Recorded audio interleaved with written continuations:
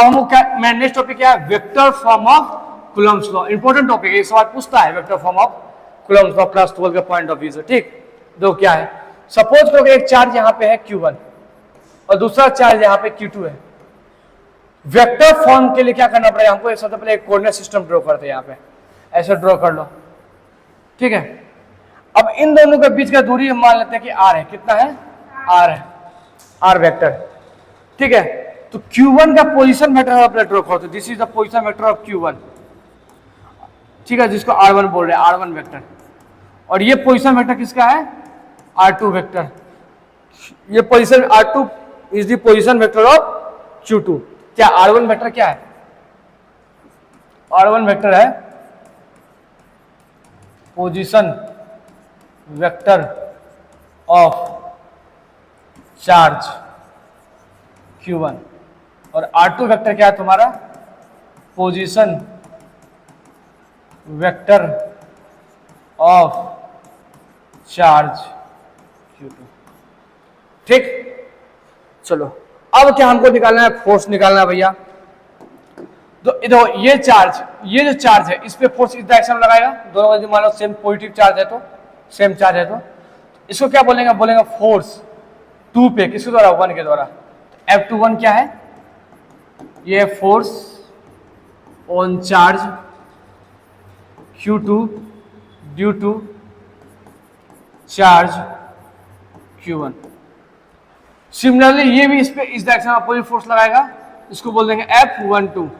ये क्या है, F12 वेक्टर। ये क्या है, force on charge Q1 due to charge Q2। यहां तक क्लियर है। अब निकालते हैं फोर्स, इसी को निकालते हैं।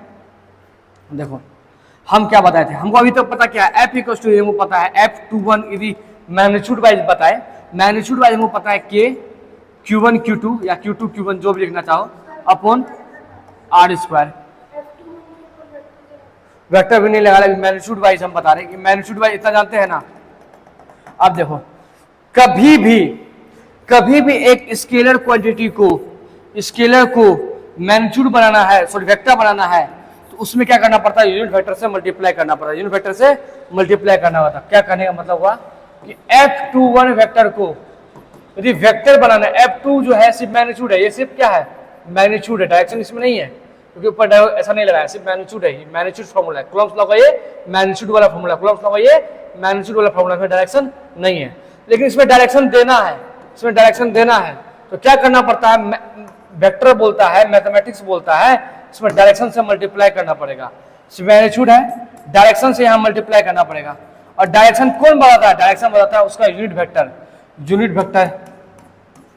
और देखो इस यूनिट वेक्टर का जो डायरेक्शन है वो बेसिकली डायरेक्शन किधर है, वो डायरेक्शनली तुम्हारा, वो बेसिकली तुम्हारा डायरेक्शन है ये वाला डायरेक्शन, ये वाला ही डायरेक्शन है। F21 का डायरेक्शन और इसका डायरेक्शन ये सेम है। और ये किसका डायरेक्शन है, देखो ये R वेक्टर का डायरेक्शन है। और R वेक्टर का डायरेक्शन किससे बताएगा, इसका यूनिट वेक्टर से। R वेक्टर का डायरेक्शन कौन बताएगा, R वेक्टर का यूनिट वेक्टर। और कैसे डिनोट करते हैं, R कैप से डिनोट करते हैं। कैसे डिनोट करते हैं, R कैप से। तो सिंपली हम बोलेंगे ये जो R यूनिट वेक्टर है, बेसिकली यहाँ पे इसको सिंपली इससे रिप्लेस कर दो। दैट मीन्स इनको F21 वेक्टर लिखना है भैया, तो F21 इंटू R कैप, ये हो गया। तो फिर समझाते हैं क्या बोल रहे हैं। ये मैग्नीट्यूड वाला फॉर्मूला है, दिस इज द मैग्नीट्यूड वाला फॉर्मूला। ठीक है, इसको वेक्टर बनाना है, उसको वेक्टर बनाना पड़ेगा। तो ये फोर्स जिस डायरेक्शन में है उसी डायरेक्शन को यहाँ मल्टीप्लाई करना पड़ेगा। तो वो डायरेक्शन हम बोल दिए कि ये डायरेक्शन फोर्स का, ये डायरेक्शन।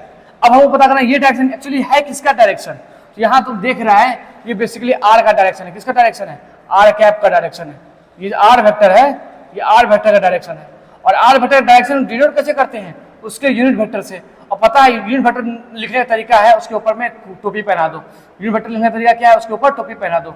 और ये जो यूनिट वेक्टर होता है डिफाइन कैसे करते हैं, ये R वेक्टर डिवाइड बटा R होता है।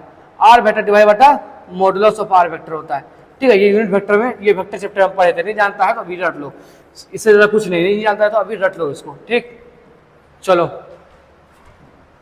तो वही के यहाँ पे दिस इज R वेक्टर। ठीक है, तो यहाँ पे हम लोग लिखेंगे F21 वेक्टर जो है तुम्हारा F21 है इंटू R कैप।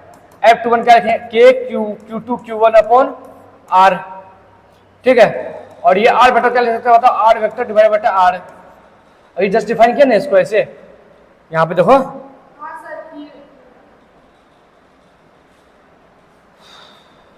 ठीक। तो क्या F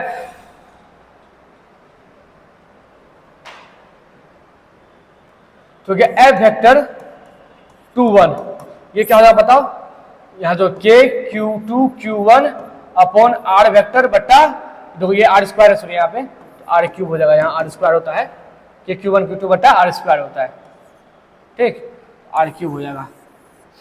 तो अब हम देखो R वेक्टर निकालने की कोशिश करते हैं, R वेक्टर कैसे निकलेगा, यहाँ तो R वेक्टर निकालने की कोशिश करते हैं, यहाँ से R वेक्टर, देखो दिस वेक्टर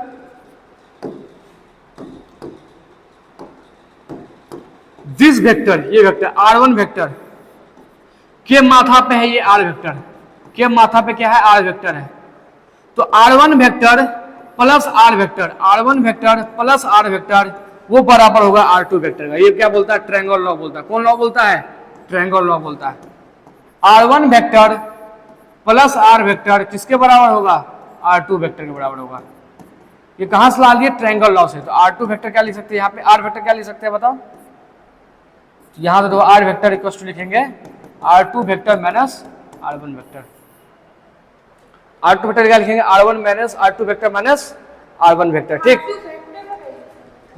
वेक्टर, ठीक। तो अब यहां पर लिखेंगे वेक्टर जो है F21, तो K Q2 Q1 और ये R वेक्टर है, इसको क्या लिखेंगे R2 vector minus R1 vector.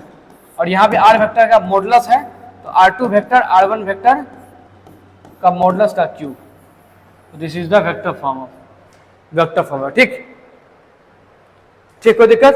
तो हम लोग क्या लिखे यहाँ पे, F2 वेक्टर को लिखेंगे K Q2 Q1 upon R2 vector minus R1 vector divided बटा मॉडुलस ऑफ R2 माइनस R1 वेक्टर का होल क्यूब। देखो कहीं कहीं में R लिखो या मॉडुलस ऑफ R वेक्टर लिखो, दोनों एक ही चीज है, ठीक है। सिर्फ R लिखो या मॉडुलस ऑफ R वेक्टर लिखो, दोनों एक ही चीज है, ठीक है।